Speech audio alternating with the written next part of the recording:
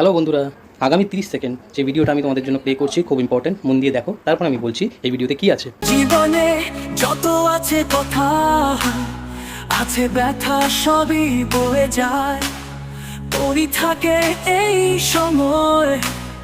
তুমি আছো আমিও আছি, সকলেই আছে তবু যারা বন্ধু সাথে থেকে যায়। বন্ধু মানে চেনা, বন্ধু মানে জানা।